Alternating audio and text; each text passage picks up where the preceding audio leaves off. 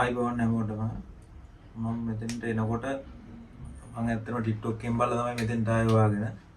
එනකොට මම පොඩි කාලේ වැටිච්ච එකක් තියෙනවා කොන්දේ අමාරුවක්. ඒ එක්කම අතේ ඉරි වැටීමක්, බෙල්ලේ අමාරුවක් සහ මේ උරපතු ඇතුලේ වේදනාවක් තිබුණේ.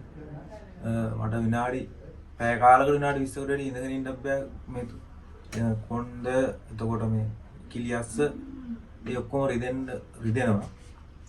දැන් මම මෙතෙන්ට ඇවිල්ලා වාර 10ක් විතර ආවා. දැන් 75ක් විතර සම්පූර්ණ හොඳ වෙලා තියෙන්නේ. තා ටිකයි තියෙන්නේ මට හොඳ කරගන්න. මේ කොහොම හරි මම මෙතෙන්ට ආපු එක ලොකු දෙයක් කියලා හිතෙනවා.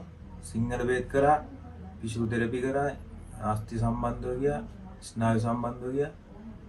මේ තරම් හොඳට මේ හොඳ වුණේ නැහැ. ඇත්තටම ලොකු දෙයක් මට මෙතෙන්ට ඇවිල්ලා මේක හොඳ කරගන්න ලැබිච්ච එක. කොච්චර කාලෙකින් ඉඳන්ද අයියේ තියෙන්නේ ඔක? අවුරුදු මම වැටෙනකොට අවුරුදු 10කට විතර කලින් වැටුනේ. ඊට පස්සේ මෑතකදී ආයෙක වැඩි වුණා. දැන් කොහොම මේක හැදිලා අවුරුදු 4-5ක් විතර වෙනවා. ඒ 4-5 ඉඳන්ම ඔයා බෙහෙත් කරා? නෑ මම වැඩි ගණන් ගත්තේ නෑ. ඊට පස්සේ ආයෙ බයික් එක ඇක්සිඩන්ට් වෙලා ආයෙ වැටලා ආයෙ අමාරු වුණාට පස්සේ තමයි ස්නායු සම්බන්ධව, අස්ථි සම්බන්ධ ෆිසියෝതെරපි කරා.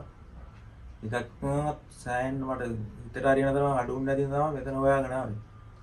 මෙතනින් තමයි මට මේක අඩු කරගන්න පුළුවන් වුණේ සෑහෙන දුරට.